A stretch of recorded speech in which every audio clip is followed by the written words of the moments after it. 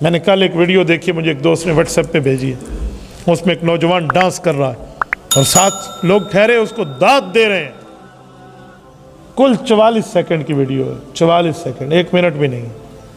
پہلے 30-32 سیکنڈ میں تو اتنا اس کو ڈانس چل رہا ہے, سارے دیکھ رہے ہیں, گانا چل رہا ہے اور شباب کباب کا ماحول چل رہا ہے.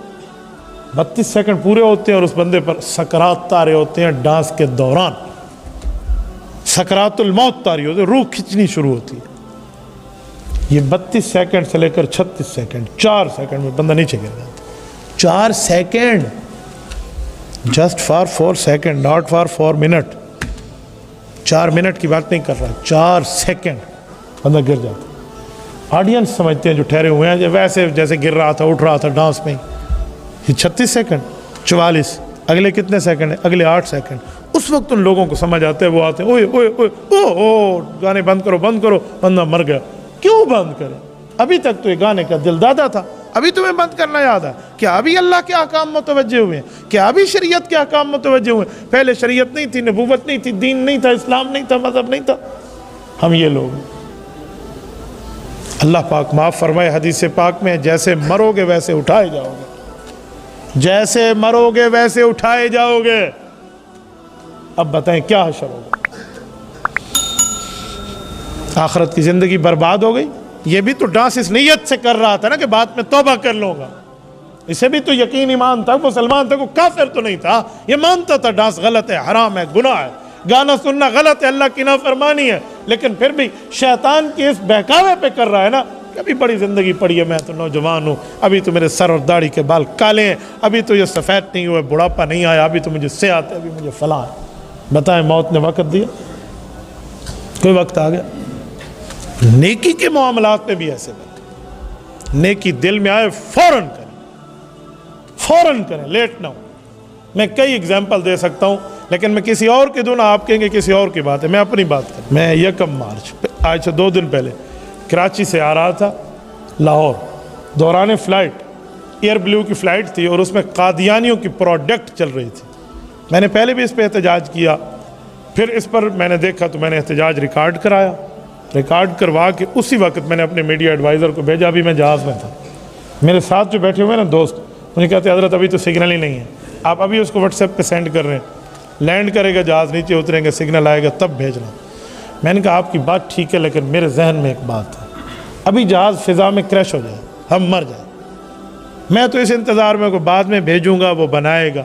میں نے ابھی بھیج دیا, ساتھ وائس اس کو کر دی ہے, میں راستے میں مر بھی جاؤں, اللہ نہ کرے جہاز کریش بھی ہو جائے, لیکن جب ہم زمین پہ موبائل آئے گا, سگنل آئیں گے, آٹومیٹیکلی سینڈ ہو جائے گا, میں قبر میں چلا جاؤں گا. یا کہ یہ نیکی کا معاملہ تو میرے بات جاری رہے گا. کانپ گیا, ساتھ بیٹھو بند, اتنی بڑی سوچ آپ سوچتے ہیں؟ جی میں نے کہا اتنی بڑی سوچ سوچتا ہوں. عام بندے کو جملہ کو کیا کہتے ہیں؟ حسن ظن رکھ لیں. بھئی یہ حسن ظن نہیں ہے کہ موت وقت پہ آئے گی. اپنی موت کو سوچنا کوئی قبح ظن ہے؟ یہ کوئی بری سوچ ہے؟ کب پتہ بندہ مر جائے. میں نے کہا میں اس میں 1 سیکنڈ 1 منٹ کی مہلت کے معاملات سے ڈرتا ہوں. میں نے پوری ویڈیو سینڈ کی اور ساتھ یہ کہا اس کو ایسے بنائیں, ایسے ایسے, یہ رکھیں یہ رکھیں یہ رکھیں, تاکہ اس کو مکمل کر لیں. مجھے اپنی زندگی کا پتہ ہے. آج ہم اتنے آسانی سے بیٹھے ہوتے ہیں, کوئی حتہ پتہ نہیں. ایک اللہ والے نے دوسرے اللہ والے سے پوچھا حضرت موت کتنی قریب ہے؟ پتہ ہے؟ پہلے نے کہا جو کم درجے کا ولی اللہ تھا, اتنا درجہ نہیں تھا جو بڑے بندے کو مل چکا تھا. انہوں نے کہا حضرت عصر کی نماز پڑھ چکے ہیں. کہا جی ہاں. کہا آپ نے مجھ سے سوال کیا موت کتنی قریب ہے؟ کہا پتہ نہیں مغرب کی نماز کا وقت آئے یا نہ آئے, میرے اوپر, میں مر جاؤں اس سے پہلے.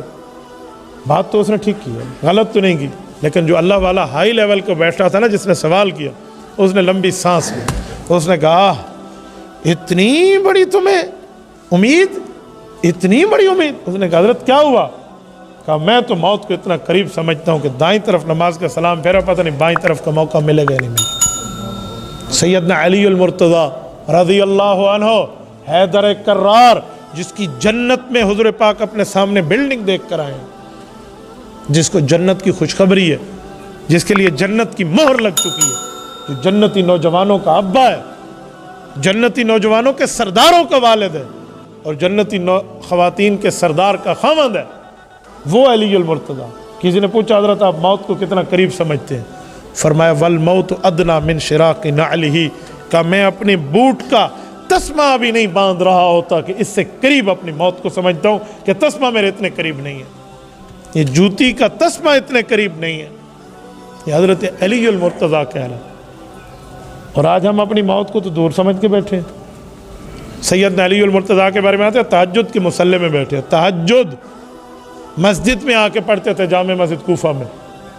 غلام زرار بن زمرہ کنانی کہتے ہیں میں پیچھے بیٹھا ہوں، میں بھی پڑھ رہا ہوں، اور حضرت علی المرتضیٰ دنیا سے گفتگو کر رہے ہیں، یا دنیا قد اغررتنی، اور دنیا مجھے دھوکہ دے گی کہ میں دین چھوڑ دوں، میں عبادت میں کمی کر لوں، ہاں میری رات میں نیند کم ہوئی ہے تو صبح اللہ کو راضی نہ کروں، تو مجھے دھوکہ دے گی۔ میں نے نبوت کے قدموں میں وقت گزارا ہے، میں نے رسالت میں آپ کی کلاس کو اٹینڈ کیا ہے، اگر مجھے دنیا تو دھوکہ دے گی قد ابت تو کس سلاس، تو ایسے سمجھ تو میری بیوی تھی، میں نے تمہیں 3 طلاق دے کے جدا کر لیا، حضرت علی کہتے۔ اور پھر اللہ کے سامنے ہاتھ اٹھائے گا، یا اللہ علی کی نیکیاں بڑی کم ہے، علی کا سفر بڑا لمبا۔ یہ علی اپنے لیے کہہ رہا ہے۔ امت میں چوتھے نمبر کی فضیلت، امت میں چوتھے نمبر کے درجات و رتبات و مقامات و مرتبات علی المرتضیٰ کے سر پہ سج چکے ہیں، اہل اسلام کے خلیفہ چہاروں میں۔ اگر میں یوں کہوں کہ امت محمدیہ میں چوتھے نمبر کے بعد اگلے نمبر میں پوری امت کے تمام اولیاء، اتقیاء، اصفیاء، فقہاء، علماء مل جائے پوری امت کے، یہ ترازو کے ایک پلڑے میں اور علی المرتضیٰ ایک پلڑے میں۔ یہ بندہ کہہ رہا ہے میری نیکیاں کم ہیں، میری آخرت کے معاملات زیادہ ہیں اللہ۔